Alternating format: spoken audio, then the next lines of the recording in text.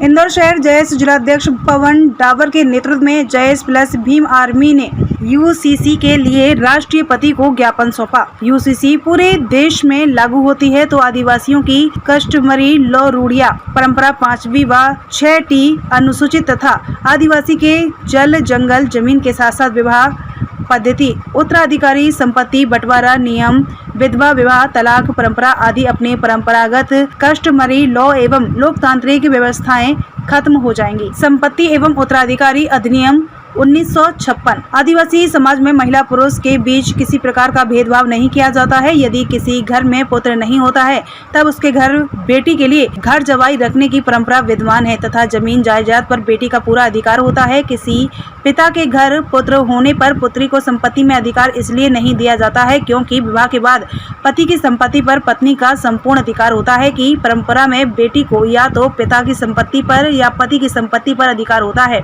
हिंदू रूढ़िया, हिंदू विधिया, हिंदू विवाह अधिनियम 1956, हिंदू उत्तराधिकारी अधिनियम 1936, हिंदू अप्राप्यता और संसारण अधिनियम 1956, हिंदू दत्तका भरण प्रवन अधिनियम 1950, हिंदू संपत्ति व्ययन अधिनियम 1916, आबकारी एक्ट 1915। हिंदुओं की सारी नीतियां आदिवासी समाज पर थोपकर आदिवासियों की संस्कृति, सभ्यता, पूजा पाठ, रीति रिवाज, भाषा, बोली और संविधान, आरक्षण, रूढ़िगत ग्राम सभा 5-6 अनुसूचित सभी पर काफी ज्यादा प्रभावित होगी। इसके बारे में बताइए।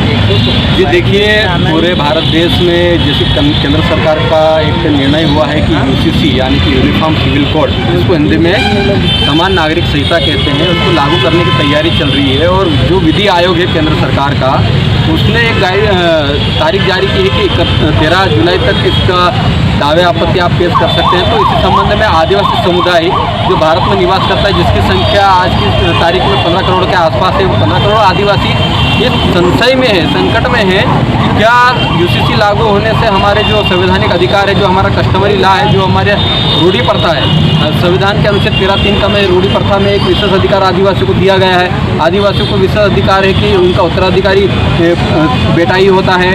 उसमें ज़मीन को जो लेने देने की जो प्रक्रिया है, उसमें आदिवासी की ज़मीन आदिवासियों को ही बेची जा सकती है, ऐसा प्रावधान है। 5वीं अनुसूची का प्रावधान है, 6ठी अनुसूची का प्रावधान है। आदिवासियों को वो प्रावधान यूसीसी के माध्यम से खत्म करने की तैयारी भाजपा की केंद्र सरकार कर रही है। इसी के विरोध में पूरे भारत देश में आज जय आदिवासी युवा शक्ति जयेश के आह्वान पर जगह जगह अलग अलग जगह पर, जहाँ पर जिला कलेक्टर कार्यालय में, तहसील में, एसडीएम कार्यालय में ज्ञापन के माध्यम से विरोध और आपत्ति दर्ज करवाई गई है। यही युवा जो जयेश के युवा पूरे मध्य प्रदेश में, पूरे भारत देश में अलग अलग राज्यों में जो आज ज्ञापन दिए हैं, ये मेल के माध्यम से और स्पीड पोस्ट के माध्यम से यूसीसी की आपत्ति दर्ज करवा रहे हैं, यूसीसी का विरोध कर रहे हैं। हम आदिवासी लोग कहते हैं हमको यूसीसी की जरूरत नहीं। हम आदिवासी लोग पूरे भारत देश के 15 करोड़ आदिवासी यूसीसी का विरोध करते हैं, पुरजोर विरोध करते हैं। इसको लागू नहीं होने देंगे। जब तक हमारी रूढ़ी प्रथा को सुरक्षित नहीं रखा जाता, तब तक यूसीसी इस भारत देश में लागू नहीं होने दिया जाएगा। इंजीनियर लोकेश मुजल्दा, जयेश राष्ट्रीय अध्यक्ष।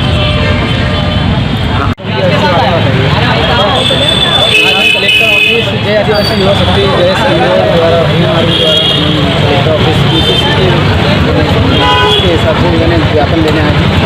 और जो यूसीसी है, जो आदिवासी लोगों को ये लागू ना हो,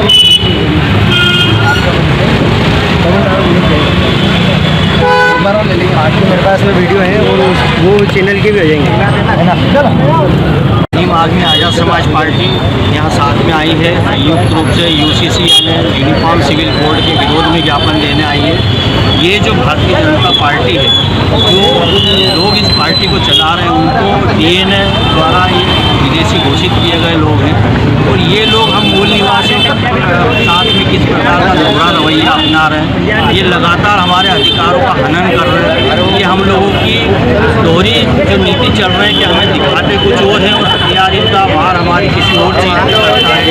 ये सीधा सीधा हमारे जो अधिकार है, विशेष अधिकार है, उनका हनन करने का प्रयास किया जा रहा है। ये सिविल यूनिफॉर्म कोड जो है, इस यूनिफॉर्म कोड में ये लाना चाह रहे हैं कि डरा रहे हैं मुस्लिमों के नाम से, लेकिन हमला सीधा सीधा इनका एससी और एसटी के ऊपर डायरेक्ट है।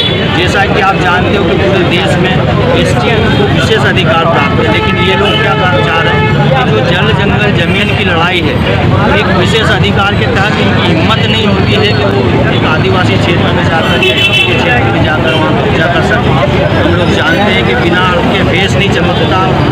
जिस अर्थ की हम बात कर रहे हैं वो पेशा है, साधन है, संसाधन है। उस साधन संसाधन के ऊपर ये लोग सीधे सीधे नाराघात कर रहे हैं। ये चाहते हैं कि आदिवासियों की जल जंगल ज़मीन छीन ली जाए, इनको दोहरा नागरिक बनाया जाए।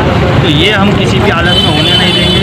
भीम आर्मी, जयस, आज़ाद समाज पार्टी, हम संयुक्त रूप से इस पर मिलकर मुकाबला कर रहे हैं और पूरे देश में ये लड़ाई लड़ने जा रहे हैं। मेरा नाम है इंजीनियर संतोष कल्याण है, प्रदेश उपाध्यक्ष आज़ाद समाज पार्टी भीम आर्मी।